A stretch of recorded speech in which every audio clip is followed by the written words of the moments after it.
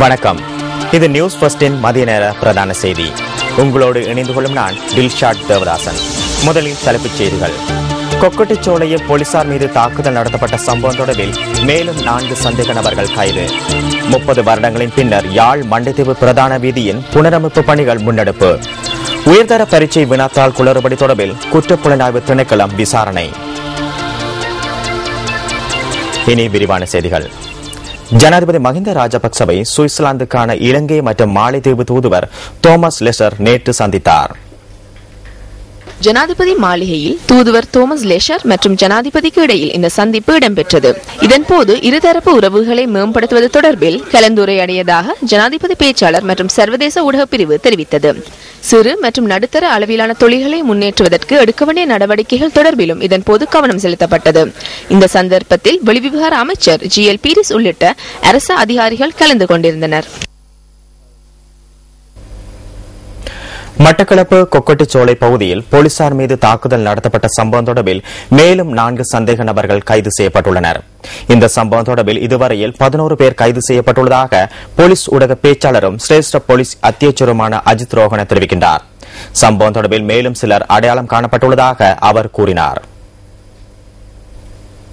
மட்டக்களப்பு கொக்கட்டிச்சோலை பிரதேசத்தில் உள்ள வீடொன்றில் முன்னெடுத்து செல்லப்பட்ட சட்டவிரோத மதுபான விற்பனை நிலையம் ஒன்றை சுற்றிவளைக்க முயன்ற சந்தர்ப்பத்தில் அமைதியின்மை ஏற்பட்டுள்ளது. குறித்த வீட்டில் இருந்த பெண் ஒருவரை கைது செய்வதற்கு முற்பட்ட போது அருகில் இருந்த சிலர் அமைதியின்மையை தோற்றுவிக்கும் வகையில் செயற்பட்டதாக போலீசார் தெரிவித்தனர். இதன்போது நிலைமையை கட்டுப்படுத்துவதற்கு வான் நோக்கி துப்பாக்கி பிரயோகம் மேற்கொள்ளப்பட்டதாக போலீசார் கூறினர். இந்த சந்தர்ப்பத்தில் இருவர் துப்பாக்கியை பறித்து போலீஸ் உத்தியோகத்தர்களுக்கு இடையூறு விளைவிக்க முயற்சித்துள்ளதாக போலீசார் குறிப்பிட்டனர். இதன்போது இடம்பெற்ற துப்பாக்கிச் சூட்டில் வீட்டில் இருந்த பெண் ஒருவரும் அவரின் மகளும் காயமடைந்தனர். இந்த சம்பவத்தில் 7 போலீஸ் உத்தியோகத்தர்கள் காயமடைந்துள்ளனர். இதில் ஜீப் வண்டியொன்றும் சேதமடைந்துள்ளது.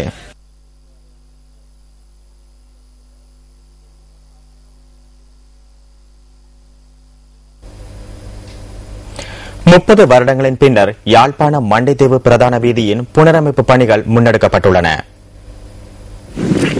வேலணை பிரதேச செயலாளர் பிரிவுக்குட்பட்ட வரலாற்று பழமை வாய்ந்த மண்டைத்தீவு கிராமத்தின் பிரதான வீதியாக மண்டைத்தீவு பிரதான வீதி விளங்குகிறது. இந்த கிராமத்தில் வசிக்கும் 610 குடும்பங்களைச் சேர்ந்த மக்கள் இந்த வீதியை பயன்படுத்துகின்றனர். மண்டைத்தீவு பிரதான வீதி வடமாகாண சபையினரால் தற்போது புனரமைக்கப்பட்டு வருகிறது. 420 மில்லியன் ரூபாய் செலவில் மண்டைத்தீவு பிரதான வீதி, காரைநகர் வீதி, வேலணை, சுருவில் வீதி ஆகியவற்றின் புனரமைப்பு பணிகளும் தற்போது முன்னெடுக்கப்பட்டு வருகின்றமை குறிப்பிடத்தக்கது.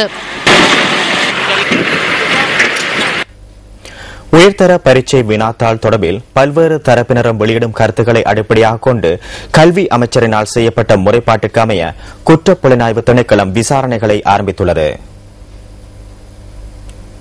இதற்காக விசேட குழு ஒன்று நியமிக்கப்பட்டுள்ளதாக போலீஸ் ஊடக பேச்சாளரும் சிரேஷ்ட போலீஸ் அத்தியட்சகருமான அஜித் ரோஹன குறிப்பிட்டார். உயர்தர பொருளியல் வினாத்தாள் தொடர்பில் எழுந்துள்ள குற்றச்சாட்டுகள் தொடர்பில் கல்வி அமைச்சர் பந்துல குணவர்தன நேற்று குற்றப்புலனாய்வு திணைக்களத்தில் முறைப்பாடு செய்திருந்தார். இதேவேளை அமைச்சில் காணப்படுகின்ற பல்வேறு குளறுபடிகளை மூடி மறைப்பதற்கு இவ்வாறான முயற்சிகளில் கல்வி அமைச்சர் ஈடுபடுவதாக இலங்கை ஆசிரியர் சேவை சங்கம் வெளியிட்டுள்ள அறிக்கையில் தெரிவிக்கப்பட்டுள்ளது. ஊவா மாகாண சபை தேர்தலில் வாக்களிப்பதற்கு விசேட போக்குவரத்து வசதிகளை பெற்றுக்கொள்ள வேண்டியவர்களின் விண்ணப்பங்களை அடுத்த மாதம் 12ஆம் தேதி வரை ஏற்றுக்கொள்ள உள்ளதாக தேர்தல்கள் செயலகம் குறிப்பிடுகின்றது. இதற்கான விண்ணப்பங்களை தேர்தல் தெரிவத்தாட்சி அதிகாரிகளின் ஊடாக பெற்றுக்கொள்ள முடியும் என தேர்தல் ஆணையாளர் மஹிந்த தேசப்பிரிய தெரிவித்துள்ளார். விண்ணப்பிப்போர் தாம் பொது போக்குவரத்து வசதிகளை பயன்படுத்த முடியாதவர்கள் என்பதை உறுதிப்படுத்தும் ஆவணங்கள் மற்றும் மருத்துவ அறிக்கைகளின் பிரதிகளை சமர்ப்பிக்க வேண்டும் என தேர்தல் செயலகம் அறிவித்துள்ளது. சிவனொளிபாதமலை, மிகிந்தலை மற்றும் ரிதிகல ஆகிய பகுதிகளை உலக மரபுரிமைகளாக பெயரிடுமாறு பிரேரணை முன்வைக்கப்பட்டுள்ளது. நேபாளத்தில் லும்பினியில் நடைபெற்ற தெற்காசிய வளைய உலக மரபுரிமைகள் மாநாட்டில் இந்த பிரேரணை முன்வைக்கப்பட்டுள்ளது. இந்த மாநாட்டில் இலங்கையை பிரதிநிதித்துவப்படுத்தி 5 அடங்கிய பிரதிநிதிகள் குழு ஒன்று கலந்து கொண்டது. சிவனொளி பாதமலை, மிகிந்தலை மற்றும் ரிட்டிகல ஆகிய பகுதிகளை உலக மரபுரிமைகளாக பெயரிடுவது தொடர்பில் கலந்துரையாடுவதற்கு யுனெஸ்கோ அமைப்பின் விசேட குழு ஒன்று நியமிக்கப்பட உள்ளதாக மாநாட்டில் பங்கேற்ற பிரதிநிதிகள் குழு உறுப்பினரான தொல்பொருள் திணைக்களத்தின் அகழ்வு பணிப்பாளர் நாமல் கொடுத்துவக்கு தெரிவிக்கின்றார். பின்னர் யுனெஸ்கோ அமைப்பினால் குறித்த பகுதிகள் உலக மரபுரிமைகளாக பெயரிடப்பட உள்ளது. இதுவரையில் இலங்கையின் 8 பகுதிகள் உலக மரபுரிமைகளாக பெயரிடப்பட்டுள்ளன. கண்டி புண்ணிய பூமி, சீகிரியா, அனுராதபுரம், புலனறுவை, காலிக்கோட்டை, ரன்கிரி தமுலு ரஜமஹா விஹாரை, சிங்கராஜ வனம் மற்றும் நகல் சரணாலயம் ஆகியன உலக மரபுரிமைகளாக பெயரிடப்பட்டுள்ளன. வெள்ளவாய அலுத்வல தம்பேயார பகுதியில் எரியுண்ட நிலையில் 2 சடலங்கள் கண்டுபிடிக்கப்பட்டுள்ளன. பெண் ஒருவரும் ஆணொருவருமே இவ்வாறு சடலமாக மீட்கப்பட்டுள்ளதாக போலீஸ் ஊடக பேச்சாளரும் சிரேஷ்ட போலீஸ் அத்தியட்சருமான அஜித் ரோஹன கூறினார். உயிரிழந்தவர்கள் கணவன் மனைவியாக இருக்கலாம் என சந்தேகம் வெளியிடப்பட்டுள்ளது. அவர்கள் தம்மைத்தானே தீ வைத்துக் கொண்டார்களா அல்லது எவரேனும் தீ வைத்தார்களா என்பதை கண்டறிவதற்கான போலீஸ் விசாரணைகள் ஆரம்பிக்கப்பட்டுள்ளன. 39 வயதான பெண் ஒருவரும் 26 வயதான ஆண் ஒருவருமே இவ்வாறு உயிரிழந்ததாக போலீஸ் ஊடக பேச்சாளர் கூறினார்.